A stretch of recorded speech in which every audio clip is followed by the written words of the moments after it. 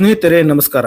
ಕೇವಲ ಒಂದು ದೀಪ, ಹೌದು, ದೇವಸ್ಥಾನದ ಕಂಬದ ಮೇಲೆ ಒಂದು ದೀಪ ಹಚ್ಚಲು ಅನುಮತಿ ನೀಡಿದ್ದಕ್ಕೆ ಹೈಕೋರ್ಟ್ನ ನ್ಯಾಯಾಧೀಶರನ್ನೇ ಕೆಲಸದಿಂದ ತೆಗೆಯಲು ಸಾಧ್ಯವಾ? ಭಾರತದ ಇತಿಹಾಸದಲ್ಲೇ ಹಿಂದೆಂದೂ ಕಂಡರಿಯದಂತ ಒಂದು ದೊಡ್ಡ ಸಂವಿಧಾನಿಕ ದಂಗೆ ತಮಿಳುನಾಡಿನಲ್ಲಿ ಶುರುವಾಗಿದೆಯಾ? ಒಂದೆಡೆ ತಮಿಳುನಾಡಿನ ತಿರುಪರಕುಂದ್ರಂ ಬೆಟ್ಟದಲ್ಲಿ ಹಿಂದೂಗಳ ದೀಪ ಹಚ್ಚುವ ಹಕ್ಕಿನ ಹೋರಾಟ, ಇನ್ನೊಂದೆಡೆ ಅಕ್ರಮ ವಲಸಿಗರ ವಿರುದ್ಧ ಮಾತನಾಡಿದ್ದಕ್ಕೆ ಸುಪ್ರೀಂ ಕೋರ್ಟ್ ಮುಖ್ಯ ನ್ಯಾಯಮೂರ್ತಿಗಳ ವಿರುದ್ಧವೇ ನಡೆಯುತ್ತಿರುವ ಕ್ಯಾಂಪೇನ್. ಸ್ನೇಹಿತರೆ, ಇದು ಕೇವಲ ಒಂದು ದೇವಸ್ಥಾನ ಅಥವಾ ದರ್ಗಾದ ವಿಷಯವಲ್ಲ. ಇದು ನ್ಯಾಯಾಂಗ ವ್ಯವಸ್ಥೆಯ ವಿರುದ್ಧ ರಾಜಕೀಯ ವ್ಯವಸ್ಥೆ ಸಾರಿರೋ ಇದ್ದಾನ. ಏನಿದು ದೀಪಂ ವಿವಾದ? ಹೈಕೋರ್ಟ್ ಜಡ್ಜ್ ವಿರುದ್ಧ 120 ಸಂಸದರು ಸಹಿ ಹಾಕಿದ್ದು ಯಾಕೆ? ಬನ್ನಿ ಇವತ್ತಿನ ಈ ವಿಶೇಷ ವಿಡಿಯೋದಲ್ಲಿ ನಾನು ನಿಮಗೆ ಎಳೆಯಾಗಿ ಬಿಚ್ಚಿಡ್ತೀನಿ. ಏನಿದು ತಿರುಪರಕುಂದ್ರಂ ವಿವಾದ? ಮೊದಲಿಗೆ ನಾವು ಇದರ ಇತಿಹಾಸ ಮತ್ತು ಭೂಗೋಳವನ್ನ ಅರ್ಥ ಮಾಡಿಕೊಳ್ಳೋಣ. ತಮಿಳುನಾಡಿನ ಮದುರೈನಲ್ಲಿರುವುದು ತಿರುಪರಕುಂದ್ರಂ ಬೆಟ್ಟ. ಇದು ಮುರುಗಂ ಅಂದ್ರೆ ಸುಬ್ರಹ್ಮಣ್ಯ ಸ್ವಾಮಿಯ 6 ಪ್ರಮುಖ ಕ್ಷೇತ್ರಗಳಲ್ಲಿ ಒಂದು. ವಿಶೇಷ ಏನಂದ್ರೆ ಬೆಟ್ಟದ ತಪ್ಪಲಿನಲ್ಲಿ ಮುರುಗನ್ ದೇವಸ್ಥಾನವಿದ್ದರೆ ಬೆಟ್ಟದ ತುದಿಯಲ್ಲಿ 13ನೇ ಶತಮಾನದ ಸಿಕಂದರ್ ಶಾ ದರ್ಗಾ ಇದೆ. ಆದರೆ ಅಸಲಿ ಸಮಸ್ಯೆ ಶುರುವಾಗುವುದು ಇಲ್ಲಿರುವ ಒಂದು ದೀಪ ಸ್ತಂಭ ಅಥವಾ ಕಂಬದ ವಿಚಾರದಲ್ಲಿ. ಈ ಕಂಬ ದರ್ಗಾದಿಂದ ಕೇವಲ 15 ಮೀಟರ್ ದೂರದಲ್ಲಿದೆ. ಆದರೆ ಹಿಂದೂಗಳ ಪ್ರಕಾರ ಇದು ದರ್ಗಾ ಬರೋದಕ್ಕೂ ಮುಂಚಿನಿಂದಲೂ ಇದ್ದಂತಹ ದೇವಸ್ಥಾನದ ದೀಪಸ್ತಂಭ. ಈ ಕಾರ್ತಿಕ ದೀಪೋತ್ಸವದಂದು ಎಲ್ಲರೂ ದೀಪ ಹಚ್ತಾರೆ. ಆದರೆ 1947 ನಂತರ ಕೋಮು ಸೌಹಾರ್ದತೆಯ ಹೆಸರಿನಲ್ಲಿ ಇಲ್ಲಿ ದೀಪ ಹಚ್ಚುವುದನ್ನ ನಿಷೇಧ ಮಾಡಲಾಗಿತ್ತು. ಇದು ಇಲ್ಲಿನ ಸ್ಥಳೀಯ ಹಿಂದೂಗಳ ಮನಸ್ಸಿನಲ್ಲಿ ಒಂದು ಅತೃಪ್ತಿಯ ಕೆಂಡವಾಗಿತ್ತು. ಇದಕ್ಕೆ ಕೋರ್ಟ್ ಅಖಾಡಕ್ಕೆ ಇಳಿದಿದ್ದು ಹೇಗೆ? ವಿವಾದ ಮತ್ತೆ ಭುಗಿಲೆದ್ದಿದ್ದು ಮದ್ರಾಸ್ ಹೈಕೋರ್ಟ್ನ ಮದುರೈ ಪೀಠದ ಜಸ್ಟಿಸ್ GR ಸ್ವಾಮಿನಾಥನ್ ಅವರ ತೀರ್ಪಿನಿಂದ. ಅರ್ಜಿದಾರರು ಕೇಳಿದ್ದು ಇಷ್ಟೇ: ಅದು ನಮ್ಮ ದೇವಸ್ಥಾನದ ಕಂಬ, ಕಾರ್ತಿಕ ಹುಣ್ಣಿಮೆಯೆಂದು ವರ್ಷಕ್ಕೊಮ್ಮೆ ದೀಪ ಹಚ್ಚಲು ಬಿಡಿ. ಇದಕ್ಕೆ ಜಸ್ಟಿಸ್ ಸ್ವಾಮಿನಾಥನ್ ಕೊಟ್ಟ ತೀರ್ಪು ಐತಿಹಾಸಿಕವಾಗಿತ್ತು. ಅವರು ಆ ಕಂಬ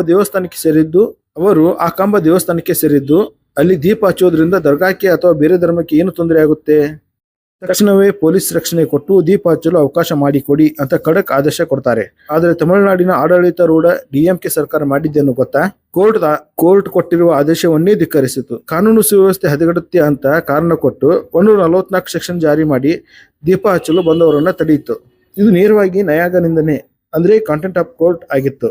ಜಡ್ಜ್ ವಿರುದ್ಧವೇ ವಾಗ್ದಂಡನೆ. ಈ ಕಾರಣದಿಂದ ಜಡ್ಜ್ ವಿರುದ್ಧನೇ ಮಾತನಾಡೋದಕ್ಕೆ ಶುರು ಮಾಡ್ತಾರೆ. ಇಲ್ಲಿ ನೀವು ಗಮನಿಸಬೇಕಾದ ರೋಚಕ ಸಂಗತಿ ಏನಂದ್ರೆ, ಯಾವಾಗ ಸರ್ಕಾರ ತನ್ನ ಆದೇಶ ಪಾಲಿಸಲಿಲ್ಲವೋ ಜಸ್ಟಿಸ್ ಸ್ವಾಮಿನಾಥನ್ ಸುಮ್ಮನೆ ಕೂರಲಿಲ್ಲ. ಅವರು ಮದುರೈ ಜಿಲ್ಲಾಧಿಕಾರಿ ಮತ್ತು ಪೊಲೀಸ್ ಕಮಿಷನರ್ ವಿರುದ್ಧ ನ್ಯಾಯಾಂಗದಿಂದ ನೋಟಿಸ್ ಕೊಡ್ತಾರೆ. ಅಷ್ಟೇ ಅಲ್ಲ, ಕೇಂದ್ರದ CISF ಭದ್ರತೆಯಲ್ಲಿ ದೀಪ ಹಚ್ಚಿಸಿ ಅಂತ ಆದೇಶಿಸ್ತಾರೆ. ಇದರಿಂದ ಕೆರಳಿದ DMK ಮತ್ತು ಅದರ ಮಿತ್ರ ಪಕ್ಷಗಳು ಅಂದ್ರೆ ಕಾಂಗ್ರೆಸ್ ಸೇರಿದಂತೆ INDIA ಒಕ್ಕೂಟ ಮಾಡಿದ್ದು ದೇಶದ ಇತಿಹಾಸದಲ್ಲಿ ಅಪರೂಪದ ಘಟನೆ. ಅವರು ಜಸ್ಟಿಸ್ ಸ್ವಾಮಿನಾಥನ್ ಅವರನ್ನೇ ಪದಚ್ಯುತಿಗೊಳಿಸಿ ಲೋಕಸಭೆಯಲ್ಲಿ ನಿರ್ಣಯ ಮಂಡಿಸಲು ಮುಂದಾದರು. ಬರೋಬ್ಬರಿ 120 ಸಂಸದರು ಜಡ್ಜ್ ವಿರುದ್ಧ ಸಹಿ ಹಾಕಿದ್ದಾರೆ. ನಾಳೆ ಸಾಮಾನ್ಯ ಜನರಿಗೆ ನ್ಯಾಯ ಸಿಗೋದು ಹೇಗೆ? ಒಂದ್ ನಿಮಿಷ ಯೋಚನೆ ಮಾಡಿ ನೋಡಿ ಪ್ರೇಕ್ಷಕರೇ. ತೀರ್ಪು ಸರ್ಕಾರದ ವಿರುದ್ಧ ಬಂತು ಅಂದ ತಕ್ಷಣ ಜಡ್ಜ್ ಅನ್ನೇ ಕೆಳಗಿಳಿಸೋಕೆ ಹೊರಟ್ರೆ ನಾಳೆ ಸಾಮಾನ್ಯ ಜನರಿಗೆ ನ್ಯಾಯ ಸಿಗೋದು ಹೇಗೆ? ನ್ಯಾಯಾಂಗ ಸ್ವತಂತ್ರವಾಗಿ ಉಳಿಯೋಕೆ ಸಾಧ್ಯನಾ? ಇದು ಕೇವಲ ತಮಿಳುನಾಡಿಗೆ ಸೀಮಿತವಾಗಿಲ್ಲ. ದೆಹಲಿಯ ಸುಪ್ರೀಂ ಕೋರ್ಟ್ ನಲ್ಲೂ ಇಂಥದೇ ಆಟ ನಡೀತಿದೆ. ಸುಪ್ರೀಂ ಕೋರ್ಟ್ನ ಮುಖ್ಯ ನ್ಯಾಯಮೂರ್ತಿ CJI ಸೂರ್ಯಕಾಂತ್ ಅವರು ಇತ್ತೀಚೆಗೆ ರೋಹಿಂಗ್ಯಾ ಮತ್ತು ಅಕ್ರಮ ವಲಸಿಗರ ಬಗ್ಗೆ ಒಂದು ಮಾತು ಹೇಳಿದ್ರು. ಫಸ್ಟ್ ಅಂದ್ರೆ ರಾಷ್ಟ್ರ ಮೊದಲು ಅಂತ ಹೇಳಿದ್ರು. ಅಕ್ರಮವಾಗಿ ಬೇಲಿ ಹಾರಿ ಬಂದವರನ್ನೆಲ್ಲ ನಿರಾಶ್ರಿತರು ಅಂತ ಕರೆಯೋಕೆ ಆಗಲ್ಲ, ನಮ್ಮ ಸಂವಿಧಾನದ ಪ್ರಕಾರ ನಡ್ಕೋಬೇಕು ಅಂತ. ಇದಕ್ಕೆ ಏನಾಯ್ತು? ಪ್ರಶಾಂತ್ ಭೂಷಣ್ ಸೇರಿದಂತೆ ಹಲವು ಎಡಪಂಥೀಯ ವಕೀಲರು ಮತ್ತು ಎಕೋಸಿಸ್ಟಮ್ ಜಡ್ಜ್ ವಿರುದ್ಧವೇ ಓಪನ್ ಲೆಟರ್ ಬರೆದರು. ಅವರ ವಿರುದ್ಧ ಆನ್ಲೈನ್ ಕ್ಯಾಂಪೇನ್ ಶುರು ಮಾಡಿದರು. ಆದರೆ ಇದಕ್ಕೆ ಪ್ರತಿಯಾಗಿ ದೇಶದ 44 ನಿವೃತ್ತ ನ್ಯಾಯಾಧೀಶರು ಮತ್ತು ವಕೀಲರು CJI ಬೆಂಬಲಕ್ಕೆ ನಿಂತಿದ್ದಾರೆ.